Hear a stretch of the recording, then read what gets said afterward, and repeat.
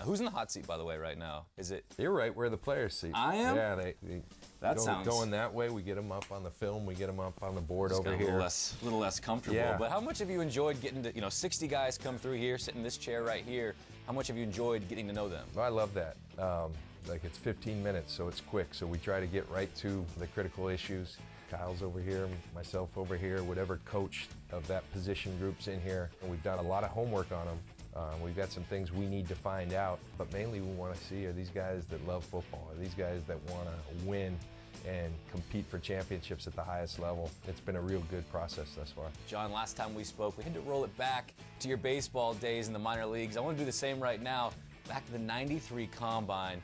What are your memories? When I walked in this, it was just like a flashback, a flood of memories. It was much different then. It wasn't as scripted, more dog eat dog, like that coach grabbing you and bringing you in that room, and you had two coaches and you got to decide. It's fun to have those talks about the guys that were still in the league way back then. There's so much going on this week. You got the media circus, but there's lifting weights, you got measurements, you got all the activities, and so with that, how much do you rely on your staff, just divide and conquer and trust what those guys are doing?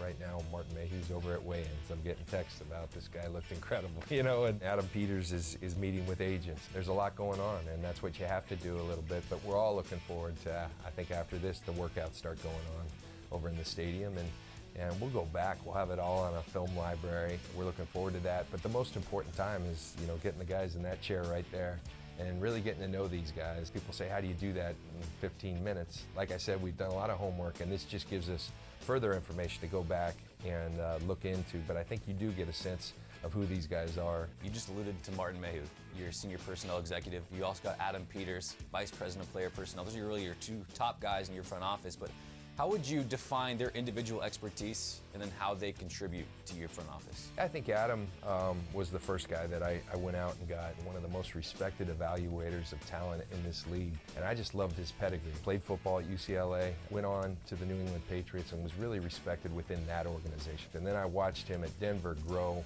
and that was a huge hire for me to have someone like that. The next step was, let's get someone who sat in the chair that I'm sitting in. And it just happened to be that there's a guy who I actually played with who was a mentor. And so Martin had done, really nice job up in Detroit, but the most important thing is now he can be there, and he's got such a great perspective. He just wants to help me. He did a lot of great things, such as drafting Matthew Stafford and Ndamukong Suh and Ziggy Ansah in Detroit. I'd be remiss if I didn't ask you. The nature of having the second overall pick, the phone starts ringing. Yeah. And so are you open to listening to offers for that pick? Yeah, why wouldn't you be? I keep mentioning that a lot of people talk about it as if it's a burden. It's not a burden, it's a tremendous asset, and it gives us a ton of options. We could sit pat and we find a game-changing player that's going to help us win championships in San Francisco. It's a coveted pick as well, and so a lot of people want that. We're being aggressive and exploring every option, and we'll continue to do that right down to draft day. So from this point, at the Combine, till draft day, April 27th, you go on the clock.